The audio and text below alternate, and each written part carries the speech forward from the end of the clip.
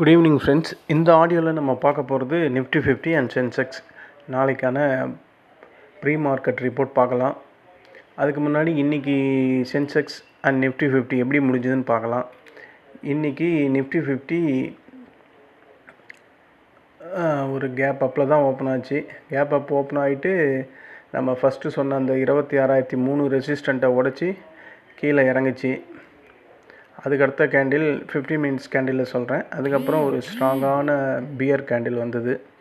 நம்ம ரெசிஸ்டண்ட்டை தொட்டு அது இறங்குச்சு. அந்த ஒரு ஆப்பர்ச்சுனிட்டி ஸ்டார்டிங்லேயே கொடுத்தது. யார் எடுத்திருப்பாங்கன்னு தெரியல, ஆனால் ஆப்பர்ச்சுனிட்டி அந்த இடத்துல கொடுத்தது. நம்ம சொன்ன அந்த 26,003 தாண்டி அவன் 26,017 வரையும் போனான். ஸ்டாப் லாஸ் 20 பாயிண்ட் போட்டிருந்தா கூட அடிச்சிருக்காது. ஸோ அங்கேருந்து ஒரு பியர் மார்க்கெட்டு இறங்குச்சு. 25,958 வரையும் வந்தான் அவன். அதுக்கப்புறம் அவன் புல்லிஷாக மாறினான். புல்லிஷாக மாறிட்டு நம்மளோட அடுத்த ரெசிஸ்டண்ட்டு நான் ஆல்ரெடி உங்ககிட்ட சொல்லியிருந்தேன். அந்த 26,003ன்றது சைக்காலஜி பிரகாரம் ஒரு ஸ்ட்ராங்கான ரெசிஸ்டண்ட் கிடையாது. ஏன்னா அது 2-3 வாட்டி உடச்சிட்டான். அப்போ அது அந்தளவுக்கு ஸ்ட்ரென்த்தாக இருக்காது. நேற்று தான் சொன்னேன் பாருங்கள், சொன்ன மாதிரியே உடச்சிட்டு மேலே போயிட்டான். இப்போ இருக்கிற அந்த 26,102 தான் ஸ்ட்ராங்கான ரெசிஸ்டண்ட்டு நேற்று நான் சொன்னேன். அதை கரெக்டாக 1:30 மணிக்கு வந்தான், தொட்டுட்டு இறங்கினான். இதில் இந்த ஆப்பர்ச்சுனிட்டியை கண்டிப்பாக யூஸ் பண்ணியிருக்கலாம். 26,016 வரையும் கீழே வந்தது. அந்த 26,102 தொட்டுட்டு 26,016 வரையும் கீழே வந்தான். நான் இங்கே எடுத்திருந்தேன். இந்த 26,102 தொடும்போது கரெக்டாக 1:30 மணி அதை நான் எடுத்திருந்தேன். ஒரு 1,800 ப்ராஃபிட். ஏன்னா அதை தொட்டுட்டு அவன் ரிவர்ஸ் பியரிஷாக தான் மாறினான். போகும்போது புல்லிஷாக மேலே போயிட்டு அதை டச் பண்ணோன்னா அப்படியே அந்த 1:30 மணி கேண்டிலே ரிவர்ஸ் ஆகிடுச்சு. ஸோ அந்த கேண்டில் ஸ்டிக் சிம்பிளே அடுத்த கேண்டில் கண்டிப்பாக கீழே தான் இறங்குன்றது நமக்கு தெளிவாக தெரியும். இந்த கேண்டில் ஸ்டிக் பேட்டர்னை பற்றி தெரிஞ்சவங்களுக்கு இந்த கேண்டில் வந்த பொசிஷன், அந்த டைமிங், அந்த ரெசிஸ்டண்ட்டு இதை அனலைஸ் பண்ணியிருந்தாவே அவங்க அடுத்த கேண்டில் அது பியர் கேண்டிலாக தான் வரும்ன்றதை கன்ஃபார்மாக எடுத்திருப்பாங்க. அங்கே எடுத்திருந்தால் நல்ல ப்ராஃபிட் கிடச்சிருக்கும். நான் எப்போயுமே ஒரு நாளைக்கு 2,000 தான், அது லாஸாக இருந்தாலும் சரி ப்ராஃபிட்டாக இருந்தாலும் சரி, அவ்வளோதான் ஆடுவேன். ஏன்னா வாங்கின அடிங்கெல்லாம் அந்த மாதிரி. அதனால் கொஞ்சம் கொஞ்சமாக ரெக்கவரி பண்ணிக்கிட்டு இருக்கேன் என்னுடைய லாஸஸ் எல்லாம். ஸோ அதனால் ஒரு 1,800 வரும்போது நான் க்ளோஸ் பண்ணிட்டேன். அதுக்கப்புறம் வேறு எந்த ட்ரேடும் பண்ணலை. ஸோ நிஃப்டி 50 நம்ம சொன்ன அந்த 26,102 ரெசிஸ்டண்ட்டை தொட்டு இறங்குச்சு, ஒரு ஆப்பர்ச்சுனிட்டி கொடுத்தது. அது நல்லாவே கீழே இறங்குச்சிங்க. ஆனால் எனக்கு உடன்பாடு இல்லை. சரி, நம்மளோட அந்த கரெக்டான அந்த லாஸ் ஸ்ட்ராட்டஜியை மெயின்டைன் பண்ணிகிட்டு இருக்கிறதுனால சரி 2,000 நிறுத்திக்கிறது. ஆனால் அதுக்கு கீழேயே நல்லா போச்சு, ப்ராஃபிட் வந்திருக்கும். ஒரு ஃபியர் தான். ஏன்னா இது மாதிரி பல வாட்டி நான் வாங்கிட்டு அடிபட்டிருக்கேன். அதனால் லாபத்தோடு வெளியே வந்துட்டேன். அதுக்கப்புறம் மார்க்கெட் அகைன் ஒரு 3.25 அந்த கேண்டில் ஒரு புல்லிஷாக மாறி இன்றைக்கி நிஃப்டி 50 117 பாயிண்ட் ப்ளஸில் முடிஞ்சு 26,053 க்ளோஸ் ஆகிருக்கு. ஸோ நிஃப்டி 50 நமக்கு ஒரு ஆப்பர்ச்சுனிட்டி கொடுத்தது. ஆனால் சப்போர்ட்டு வரல.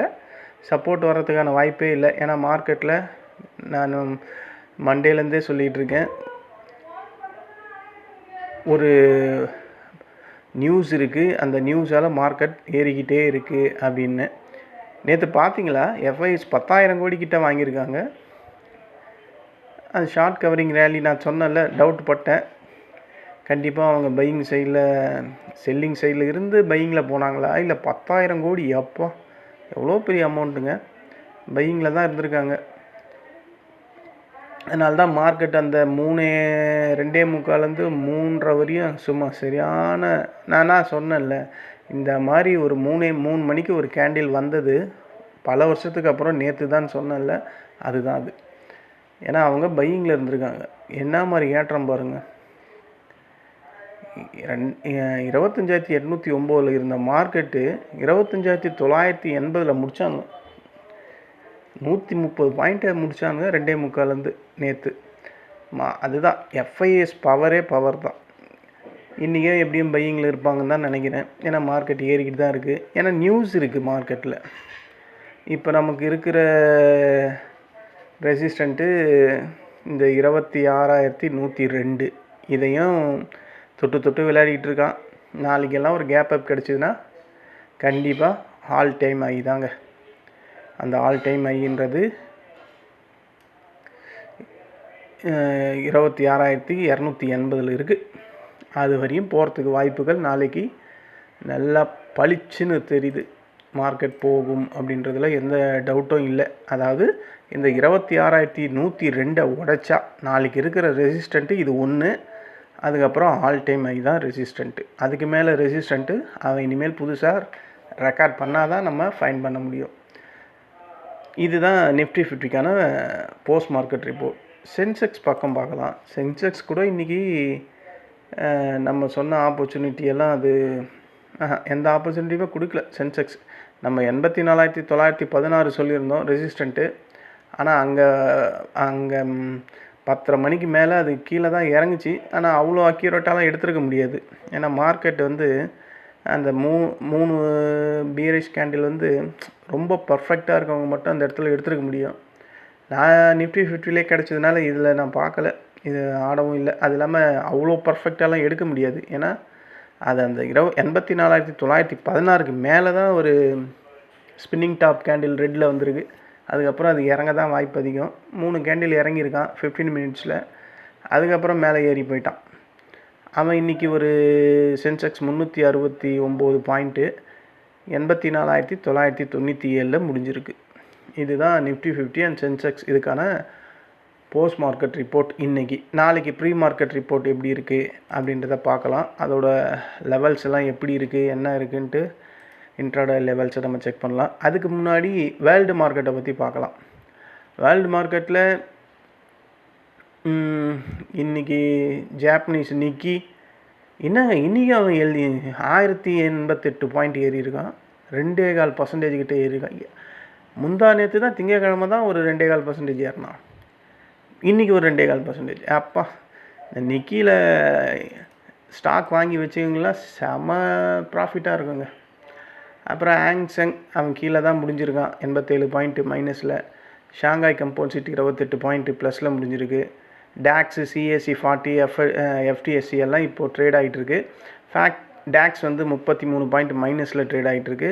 சிஎஸ்சி வெறும் 3 மைனஸில். எஃப்டிஎஸ்சி வந்து 62 பாயிண்ட் ப்ளஸில் ட்ரேட் ஆகிட்டுருக்கு. கோல்டு எல்லாம் பார்த்தீங்கன்னா கோல்டு ஃபஸ்ட் கிளாஸாக ஏறி இருக்குங்க. 1.25% ஏறி இருக்குது இன்றைக்கி. அதாவது அவன் வந்து 3,930 அந்த லோ வந்தான். நேற்று தான் வந்தான், இல்லை இன்றைக்கி காலையில் வந்தான்னு நினைக்கிறேன். இன்றைக்கி காலையில் 3,930 வரையும் வந்துட்டு அங்கேருந்து இப்போ 4,030 அவுன்ஸு.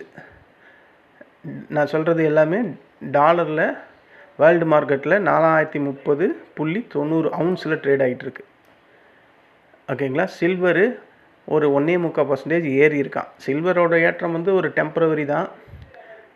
ஏன்னா அது பீரிஷ் உள்ளே வந்துட்டு இப்போ ஒரு பவுன்ஸ் ஆகுது. கோல்டு வந்து ஏறிக்கிட்டு இருக்குது. இன்றைக்கி ஏறி இருக்கான் 3,930 வரையும் வந்துட்டு ஏறி இருக்குது. பாவம் எவ்வளோ பேர் வாங்கி லாஸில் இருந்திருப்பாங்க. ஆனால் மார்க்கெட் இன்னும் அந்த கோல்டு ஆர்எஸ்ஐயில் பார்த்தா கரெக்டாக 50ல் தான் இருக்குது. நியூட்ரலாக இருக்குது. பாசிபிலிட்டி மேலேயும் போகலாம் கீழேயும் போகலான்ற ரேஞ்சில் ஆர்எஸ்ஐ 14ல் நிற்கிது கோல்டு. பட் ஸ்ட்ராங்கான சப்போர்ட் நான் ஆல்ரெடி சொல்லியிருக்கேன். 3,840 அதுதான் வெரி வெரி ஸ்ட்ராங்கு. அவன் 3,930லேயே பவுன்ஸ் ஆகிட்டான். பவுன்ஸ் ஆகிருக்கான்னா நான் இன்றைக்கி ஏறி இருக்கான். போக போக தெரியும். இன்றைக்கி ஏன் ஏறி இருக்கான்னா இன்றைக்கி இந்த ரேட் கட் நியூஸ் இருக்குது.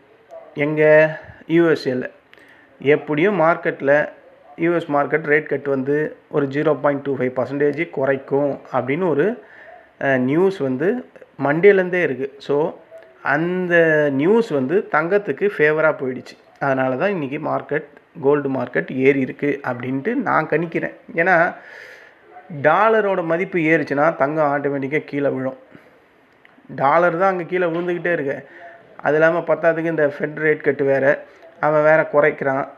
பர்சன்டேஜை குறைக்கும் போது என்ன ஆகும், டாலருக்கு அகைன்ஸ்டாக கோல்டுக்கு அது நல்லதாக போயிடும். அதனால் மார்க்கெட் இன்றைக்கி ஏறி இருக்குது. மார்க்கெட் அப்போது நாளைக்கு கூட ஏறுன்னு தான் எனக்கு தோணுது. அந்த 4000 அந்த 4000 எவ்வளோ இருக்குது, 4130 வரையும் போகிறதுக்கு வாய்ப்பு இருக்குது.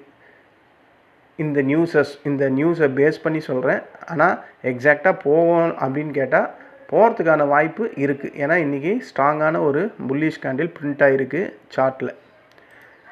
இதுதான் கோல்டை பற்றிய நியூஸ். சரி, நம்ம நிஃப்டி 50க்கு வந்துடுவோம். நாளைக்கு ப்ரீ மார்க்கெட் ரிப்போர்ட் எப்படி இருக்கும் அப்படின்னு பார்த்தா அதே தாங்க. மார்க்கெட்டு இந்த 26,102 தான் ஒரு ரெசிஸ்டண்ட்டாக இருக்கும் நிஃப்டி 50க்கு. ஒரு கேப் அப் நாளைக்கு கிடைச்சா இதுக்கு மேலே தான் அது ஓப்பன் ஆகிறதுக்கான வாய்ப்பு அதிகம். இதுக்கு மேலே ஓப்பன் ஆயிடுச்சுன்னா மார்க்கெட்டில் கால் ரைட்டர்ஸை பார்த்தீங்கன்னா, கால் ரைட்டர்ஸ் வந்து 26,100ல் 2 பேருமே ஈவனாக தாங்க இருக்காங்க, கால் சைட்லேயும் புட் சைட்லேயும். ஸோ மார்க்கெட் மேலே போகிறதுக்கு தாங்க வாய்ப்பு அதிகமாக இருக்குது. இந்த ஆப்ஷன் செயின் சார்ட்டை அனலைஸ் பண்ணி பார்த்தா கண்டிப்பாக மார்க்கெட் ஒரு கேப் அப் வந்தால் 26,102க்கு மேலே ஒரு கேப் அப் வந்தால் மார்க்கெட் ஃபர்தராக மேலே போகிறதுக்கு தான் வாய்ப்புகள் அதிகம். ஆப்ஷன் செயினை பார்த்தாலும் அப்படி தான் இருக்குது. சார்ட்டில் ஒரு கேப் அப் கிடைச்சாவே அப்படி தான் நடக்கும் அப்படின்னு தான் நான் அனலைஸ் பண்ணுறேன். இந்த சார்ட்டையும் இந்த ஆப்ஷன் செயினையும் பார்க்கும்போது எங்கே அதுக்கு ஸ்ட்ராங்காக ரெசிஸ்டன்ட் இருக்குன்னா ஆல் டைம் ஹை தான் இருக்குது.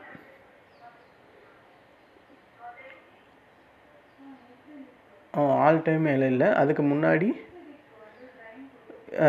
200ல் இருக்குது. 26,200ல் ஒரு ஸ்ட்ராங்கான ரெசிஸ்டன்ட் இருக்குது. ஸோ செகண்ட் ரெசிஸ்டண்ட்டு அதுவாக தான் செயல்படும். ஆனால் அது அந்தளவுக்கு செயல்படுமான்னு என்ன கேட்டிங்கன்னா அது அந்தளவுக்கு இருக்கான்னு தான் நினைக்கிறேன். ஏன்னா அவ்வளோ க்ளோஸாக வந்துட்டு ஆல் டைம் வந்துலாம் மிஸ் பண்ணாது. சரி, நம்ம நோட் பண்ணி வச்சுப்போம்.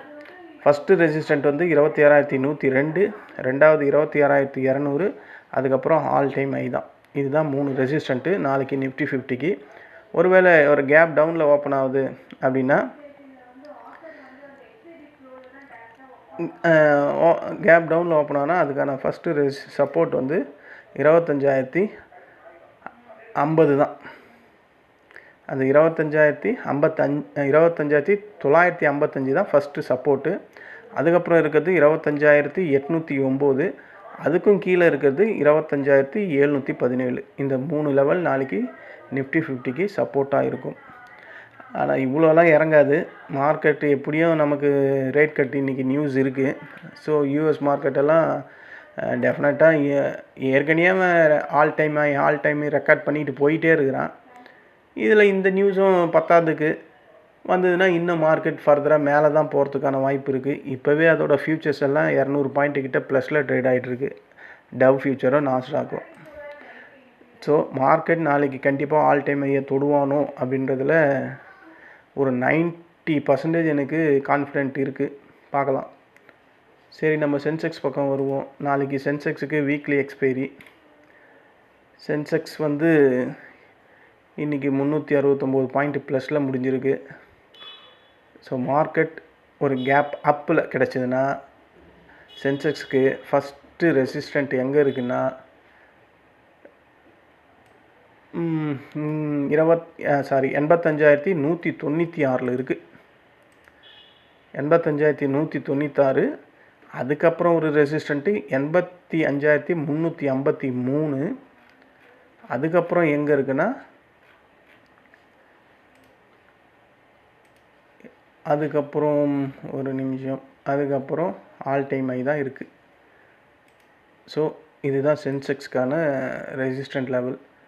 ஃபஸ்ட்டு 85,196, ரெண்டாவது 85,354, அதுக்கப்புறம் இருக்கிறது 85,980 ஆல் டைம் ஹை. சப்போர்ட் எங்கே இருக்குதுன்னு பார்த்தோம்னா ஃபஸ்ட்டு சப்போர்ட்டு 84,618. இது சென்செக்ஸ்க்கு ஃபஸ்ட்டு சப்போர்ட்டு. அதுக்கப்புறம் இருக்கிறது 84,216. அதுக்கப்புறம் இருக்கிறது 83,977. இந்த 3 சப்போர்ட்டு சென்செக்ஸ்க்கு நாளைக்கு இன்ட்ராடேவாக செயல்படும். மார்க்கெட் புல்லிஷில் இருக்குது. ஸோ மார்க்கெட் வந்து இந்த அளவுக்கு கீழே வருமானு நீங்கள் கேட்டிங்கன்னா வராது. பட் நான் ஒரு சப்போர்ட் லெவல்களுக்காக ஸ்ட்ராங்கான சப்போர்ட் அப்படின்றதுக்காக இதை சொல்கிறேன். மார்க்கெட் புல்லிஷாக தான் இருக்குது. நம்ம மார்க்கெட்டோட ஆர்எஸ்ஐலாம் பார்த்தீங்கன்னா 67, 70 கிட்டே இருக்குது. சென்செக்ஸும் நிஃப்டி 50யும். சென்செக்ஸ் வந்து 71.48 ஆர்எஸ்ஐயில். ஸோ ஸ்ட்ராங்கான புல்லிஷில் இருக்குது. நிஃப்டி அதுவும் ஸ்ட்ராங்காக இருக்குது. 73 இருக்குது ஆர்எஸ்ஐ. ஸோ ஃபர்தராக இங்கேருந்து அது மேலே போகிறதுக்கு வாய்ப்புகள் தான் அதிகமாக இருக்குது. ஒரு வேளை ஆல் டைம் ஐயை தொட்டுதுன்னா ப்ராஃபிட் புக்கிங் சடனாக நடக்கும். இதை மைண்டில் வச்சுக்கிங்க. நாளைக்கு போச்சுன்னா ஆல் டைம் ஐயை தொட்டுதுன்னா கண்டிப்பாக மார்க்கெட்டில் ஒரு செல் ஆஃப் நடக்கும். இதுதான் ஃப்ரெண்ட்ஸ் நாளைக்கான ப்ரீ மார்க்கெட் ரிப்போர்ட் நிஃப்டி 50க்கும் சென்செக்ஸ்க்கும். இன்றைக்கி நிஃப்டி 50லாம் ஆப்பர்ச்சுனிட்டி கொடுத்துது. யாராவது ப்ராஃபிட் பண்ணியிருந்தால் யூடியூப்பில் ஒரு மெசேஜ் பண்ணுங்கள், நானும் தெரிஞ்சுக்கிறேன். ஏன்னா நான் இந்த 26,102 எடுத்தும் போது நான் பண்ணேன். நான் சொன்ன லெவலை நான் எப்போவுமே பர்ஃபெக்டாக ஃபாலோ பண்ணுவேன். அது லாஸோ ப்ராஃபிட்டோ நான் அட்டன் பண்ணுருவேன். அதனால் எனக்கு அது நம்ம ஓரளவுக்கு ஒரு எக்ஸ்பீரியன்ஸ் கெயின் ஆகிட்டேன்னு வச்சிங்களேன். எனக்கு இந்த ட்ரேடிங்கில் வந்து நான் 2014லேருந்தே இருக்கிறேன். பட் நான் இதில் ரொம்ப லாஸ் ஆனதுனால அப்போ நான் அந்தளவுக்கு வீடியோ சைடே போக மாட்டேன். நான் வருவேன், ஒர்க் பண்ணுவேன், வேலையை விட்டு வந்துட்டு நைட் ஷிஃப்ட்டில் இருப்பேன், காலையில் இதில் உட்காந்துருப்பேன். ரொம்ப மன கஷ்டமாக இருக்கும் ஒவ்வொரு வாட்டியும் லாஸ் பண்ணும்போது. இதை எப்படி தான் லேர்ன் பண்ணுறதுன்ட்டு நான் கிளாஸ்லாம் எங்கேயும் போகல. நானே தான் ஓனாக அடிபட்டு கிடைக்கிற எக்ஸ்பீரியன்ஸ் தான் அதுக்கு ஈக்குவலாக எதுவுமே கிடையாதுன்னு சொல்லுவாங்கள்ல, அது நான் அனுபவபூர்வமாக உணர்ந்துருக்கேன். அதனால் இந்த லெவல்ஸ் எல்லாம் வந்து 100% நம்மளால் அக்யூரேட்டாக சொல்ல முடியலனாலும், ஆனால் நம்ம சொல்கிற அந்த ரெசிஸ்டன்ட் சப்போர்ட்டை மார்க்கெட் நான் ஒரு 3 வருஷமாக பார்க்குறேன், ஃபாலோ பண்ணிக்கிட்டு தான் இருக்குது. இப்போ இந்த 26,102 வந்து 3 வாட்டி தொட்டுட்டான். இப்போ அது கூட ஈஸியாக உடைக்கும். எப்போ உடைக்குன்னா ஒரு புல்லிஷ் நாளைக்கு ஒரு கேப் அப் வரும்போது கண்டிப்பாக அதை உடச்சி மேலே போகிறதுக்கு வாய்ப்பு இருக்குது அப்படின்னு தான் நான் திங்க் பண்ணுறேன். சரி ஃப்ரெண்ட்ஸ், நம்ம நாளைக்கு பார்க்கலாம் இன்ட்ராடே லெவலில். நீங்கள் யாராவது ப்ராஃபிட் பண்ணியிருந்தால் யூடியூப்பில் மெசேஜ் பண்ணுங்கள். நன்றி, வணக்கம். அது இல்லாமல் எனக்கு ஒரு ரிக்வெஸ்ட், இந்த ஆடியோவை பார்க்குற நீங்கள் உங்கள் ஃப்ரெண்ட்ஸுக்கு இதை ஷேர் பண்ணுங்கள், அவங்கள சப்ஸ்கிரைப் பண்ண சொல்லுங்கள். என் சேனலும் கொஞ்சம் ப்ரொமோட் ஆகணும். நம்மளும் ஓரளவுக்கு யூடியூப் சேனலில் பெரிய லெவலாக வரணும்னு என்னோடய விருப்பம். அது எந்த அளவுக்கு நடக்கும்னு தெரியல. அதுக்கான ஹார்ட் ஒர்க் பண்ணுறதுக்கு நான் ரெடி. உங்களால் முடிஞ்ச சப்போர்ட்டை கொடுங்க. நன்றி, வணக்கம்.